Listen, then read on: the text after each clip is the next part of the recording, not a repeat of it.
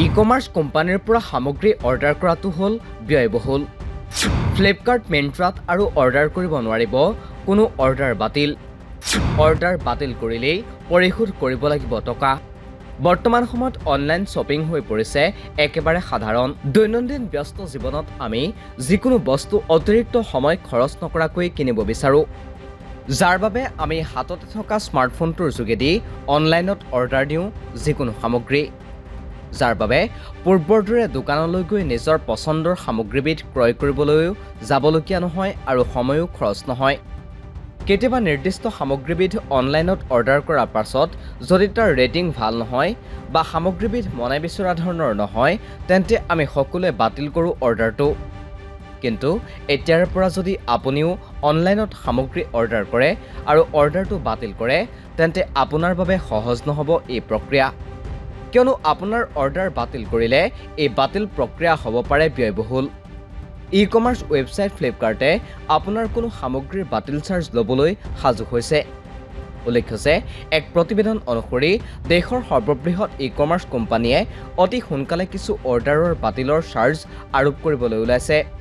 ইয়াৰ বাবে ফ্লিপকাৰ্টে নিজৰ নীতি সলনি কৰিবলৈ ওলাইছে। কিন্তু নিৰ্দিষ্ট সময়ৰ ভিতৰত কোনো অৰ্ডাৰ বাতিল কৰিলে এই বাতিলৰ চাৰ্জ আৰোপ কৰা হ'ব। বৰ্তমান সময়ত গ্ৰাহকে যিকোনো সামগ্ৰী ক্ৰয় কৰাৰ পাছত অৰ্ডাৰ বাতিল কৰিব পাৰে। ইয়াৰ বাবে তেওঁলোকে কোনো অতিৰিক্ত চাৰ্জ দিব নালাগে।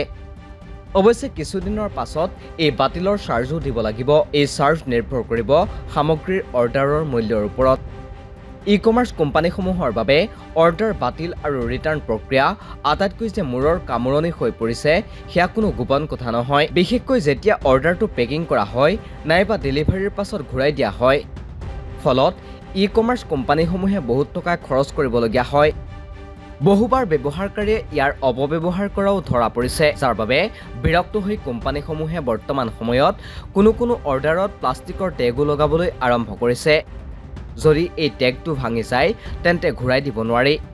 অভিষেক যাদৱ নামৰ এজন ব্যক্তিয়ে সামাজিক মাধ্যমযোগে শ্বেয়াৰ কৰিছে ফ্লিপকাৰ্টৰ বাতিল চাৰ্জৰ এটা স্ক্ৰীনশ্বট, য'ত স্পষ্টকৈ দেখা গৈছে যে অৰ্ডাৰ বাতিল কৰাৰ লগে লগে 20 টকা পৰিশোধ কৰিবলৈ দেখুৱাইছে। অৱশ্যে বাতিল চাৰ্জৰ সন্দৰ্ভত এতিয়াও কোনো আনুষ্ঠানিক তথ্য দিয়া নাই ফ্লিপকাৰ্ট নাইবা মিন্ট্ৰাই। এনেকৈ এতিয়া ফ্লিপকাৰ্টে অৰ্ডাৰ বাতিলৰ বাবে টকা লোৱাৰ প্ৰক্ৰিয়া আৰম্ভ কৰিছে নেকি? নিউজ ডেস্ক ৰিপৰ্ট, দি ক্ৰছ কাৰেণ্ট।